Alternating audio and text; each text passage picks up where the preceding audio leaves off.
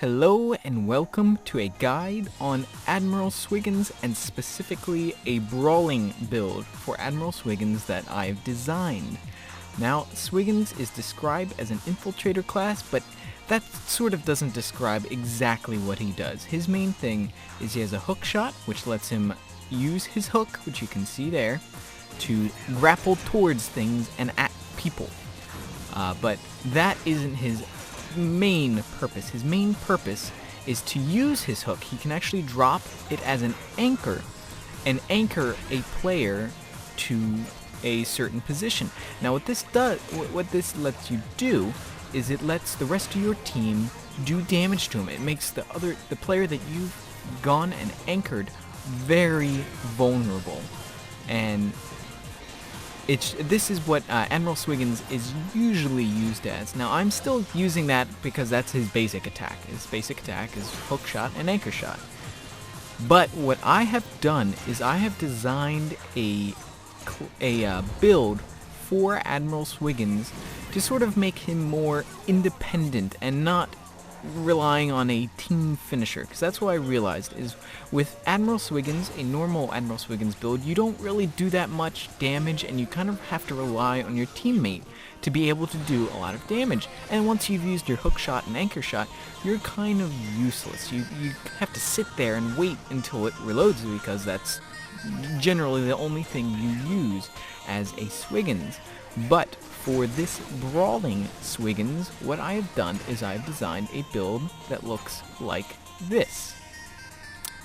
Obviously, the first thing I usually get off the bat is instantly I get movement speed boots and anchor. Anchor is probably the better of the two to get. Yes, hookshot is nice to do damage, but at the very beginning of the game, the anchor shot is definitely the most useful thing. It allows you to completely demobilize a certain player. If you're rushing out to the center and your team happens to get out there first and you see a guy just on his own, you can anchor him and the rest of your team can come finish him off quickly for a first kill very easy. And even if you don't, it's very good. Hookshot is nice, but then it doesn't have as much utility as an anchor shot. Anchor shot can keep people from chasing you, and you can keep people from running, which is probably the most important thing. Next, the very important thing with this build is you want to build the biggest, meatiest Admiral Swiggins you can. I usually get this and this right off the bat, and then after that I get Solar Tree, just so I get a little bit of solar trickle. And then after that I go one of three things. If I'm doing fine with damage, I'm not taking a lot of damage, and there's no gnaw or anything else that does early damage over time, I usually go with the speed upgrade. That lets you move faster when not holding Humboldt, your anchor. If there is a gnaw or I'm taking a lot of damage, I'll generally go regen first. You want to be able to soak up as much damage as an Admiral Swiggins, this Brawling Admiral Swiggins, as possible. The next thing I do is usually get shield. It's usually these three things, depending on how the match is going. If I feel like I'm taking a lot of damage, I'll go instantly into regen, and then into shield, and then into speed. But if I'm feeling fine, there's not really a set build order when it comes to almost anything in Awesomenauts. You shouldn't really follow a build order. It should really be flowing based on how the game is going. But after that, I usually get these three upgrades first: the regen, the speed, and the shield. Now what that does is it makes you this really, really, really tough character. Things will shoot at you, you can get out of situations you didn't think was possible. And then add to that you can hook down one of them and just escape. That just makes your chances of survival much greater. Now after you've built this big and beefy Swiggins, which does take a little bit of investment, because this costs, let's see if we can get the cost, 145, and then this costs 165, and it's a double upgrade, so you have to 340 plus 240 for that. But it takes a while to get rolling, but once you get rolling, you are nigh on invincible. It is very hard to take you down with this build. It is crazy. But then once you do that, what you want to do is you want to start getting damage. And once you start mixing in damage, people realize, wow, that's Swiggins. He's kind of formidable. I usually go for the hookshot damage first because it's a lot of damage. It adds 15 a pop, and it's not very expensive compared to the other damages you can get. And usually you can count on hitting people with your hookshot. You can't always count on the damage from that. Plus, it's very expensive for not that much. It's 190 for only 10 damage, while this is 10 damage for 160. Plus an extra 5 if you happen to hit them in the air, which I think is very useful. It just adds another 30 damage onto it. After that, I then go for a start working on your AA, your auto attack, because after a while, once you get these upgraded, it will start doing 20 damage per hit, and that may sound like chump change, but when you get damage and attack speed, you can kill super droids in seconds. By not focusing on hook and anchor only, and also upgrading your AA, what that does is it lets you be lethal with other things besides your hook and your anchor. When you get both Bag of Gravel and Aquarium Pump, you start dealing 13 damage a pop for you just start doing massive damage with both your anchor, which does 20, and your ink spray, which can actually be used to assault a turret. It's not a lot, it's not quite the power of Lone Stars pushing at a turret, but it's still pretty decent. When you toss your anchor to soak up a lot of the damage and then just start going ham bone on the turret with that, you can start willing away because it does 10 damage. 10 and more damage to the turret. It is crazy powerful. And when you're behind a line of droids, you can just still, it is very powerful to just charge a turret like that. With Swiggins being so damage absorbing, what you can do is tactically take damage. You can sort of jump in front of an ally to save him from getting killed. And what this does is it lets your team stay alive and not just you. You may not want to help your team, but nonetheless, you are going to be in a better position if you can save your teammates. It is a team game. You're not supposed to be out there for a lone ranger kind of thing, even though the current meta sort of says that the Nauts that are more independent and can sort of multitask, like Rey and Lone Star, are gonna be better. But that's the problem with a normal Swigs build, is it's very reliant on the other team or the other teammates. So if you don't get something like a Vinny or a Coco to finish off the people that are on the end of your hook, doesn't matter, they're probably going to get away. But this way, you're not just focusing on placing, you're also focusing on dealing damage and just general brawling. Because getting that early regen means you can soak up so much damage, it is crazy. But the thing is, you need to be very cautious. Don't get overconfident in the shield and regen's ability. You can be taken out, and some people that are very good at doing that is Sko. Now Skoldar, sorry, but I'll just call him Sko. Sko is usually a Swiggins bane because Swiggins, without a lot of speed upgrades, not a lot of people go for speed, but I really like speed on all my Nauts because it just gives you dodge and really nice maneuverability, and that's probably my favorite and most important thing in any Naut. But with this brawler build, you can escape a Sko even if he throws you straight into a turret. If you just drop your anchor down and pin him to the ground, you can usually get away. I've been in situations where the entire team has been on me, yet I've been able to get away because once you drop your anchor, you get so much speed because this is at plus 1.6 and 1.2. You are a speed demon out there. You are so fast that you can outrun a Coco Ball, usually, unless they have the really upgraded one. but that usually isn't taken. So, you can be very damage soaking, but don't overextend. This applies to any knot, but especially this. You're sort of brawling, you don't want to get too close. Always try to grab creep whenever you can, restock, resupply. Just don't take risks. Another thing with Sko is that his damage is more focused early game. He's got a lot of early and mid game presence, but by the time the late game rolls around, you should have enough damage on your team that if you guys stick together, you can quickly overwhelm him with a large amount of damage faster than he can heal with his healing punches.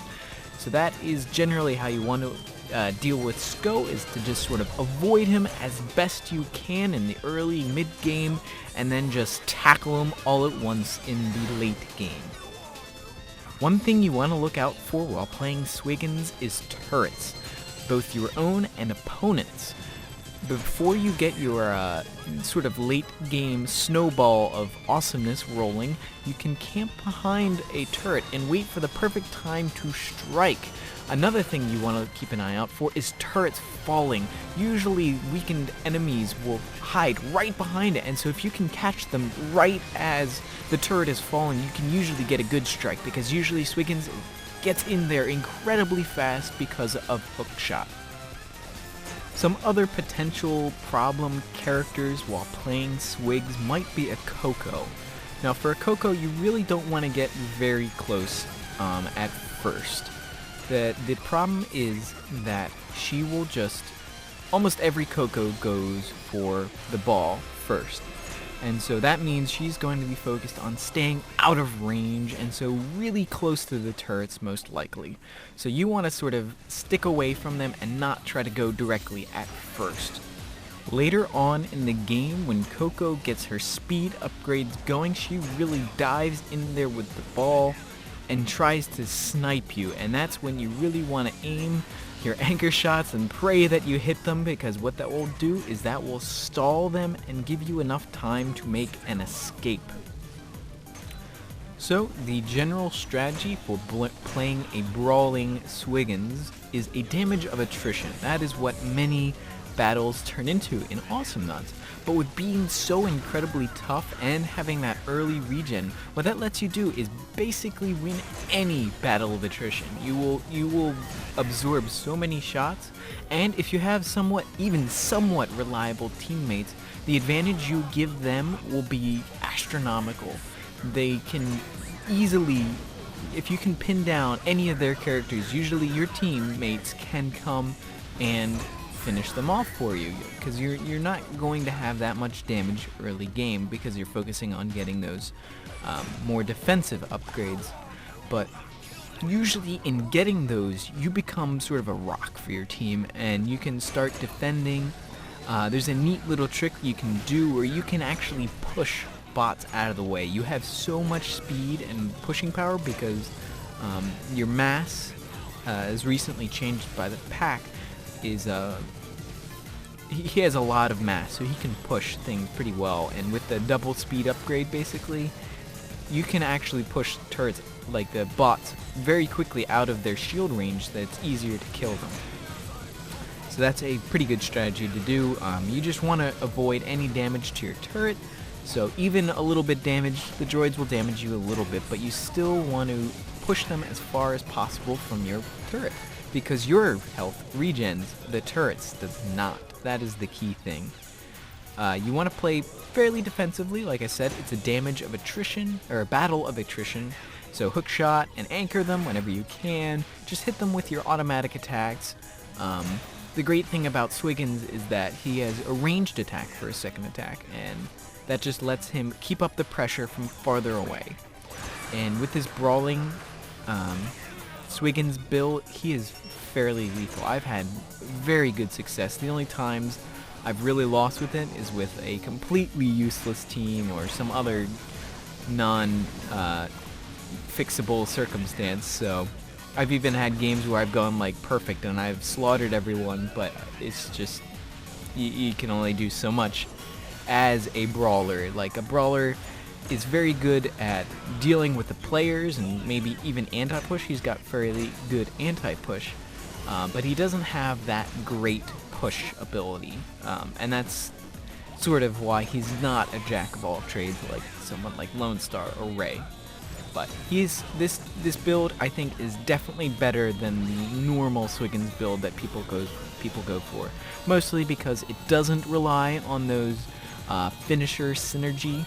But if you do have a good finisher on your team that you can rely on, suddenly you are a killing machine. Not necessarily you, but you enable the rest of your team to do incredibly well.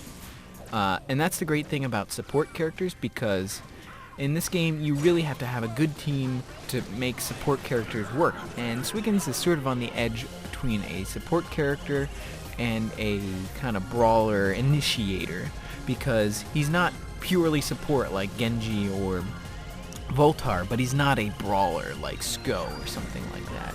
So you can, he has a lot of flexibility. He can help, he can absorb damage wherever he needs to. It's a very fun class to play, and I hope you guys try out this build. It is very fun and it is very cool. I like it a lot. I've had a lot of success with this.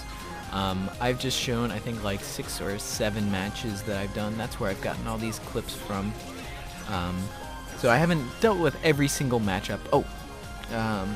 Another thing I wanted to deal with was how to deal with an Ayla. Now, the problem with her is that she's got a rage field, and usually that's the kind of thing you want to really avoid, just in Nauts' general. You should know if she's raging at you, you run away. But what you can also do is, as Swiggins, you can drop your anchor, and usually that'll buy you a second or two. So that gives you extra room, and maybe you can soak up a little bit, like get him to target you instead of a teammate. You really want to play sort of a meat shield for your team in this role, because that is what this is really designed for, and that's how I've gotten a lot of success out of this build. So yeah, this is my Swiggins tutorial on how to be a brawler. I hope you have learned a lot, maybe about Swiggins, and I hope you give this build a chance. So this is going to be the build right here. I'll flash it up on screen right now. You can sort of switch out these guys. I rarely even get to buy these three upgrades right here, just because the game that you are in usually doesn't last that long. His upgrades are fairly expensive, and by the time you get to this tier, you are basically maxed, and it really doesn't matter that much.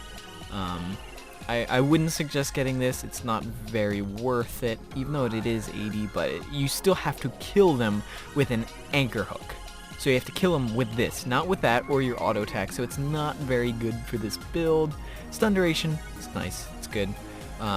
The anchor has its own base kind of stun, which you can use to actually take out a Ray, and not take out, but stop his snipe, although don't rely on it actually taking out the snipe. It's not 100% thing. If you two remotely do it at the same time, both shots will go out.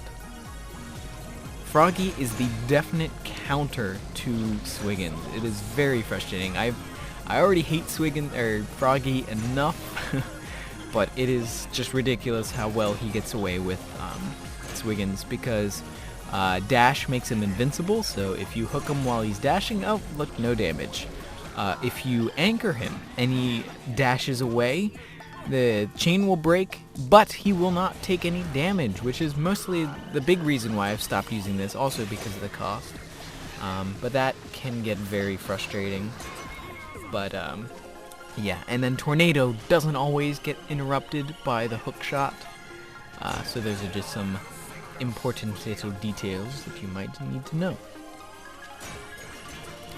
So thank you guys for watching this guide to a brawler Swiggins. I hope you enjoyed and that you learned something, and perhaps try out this build.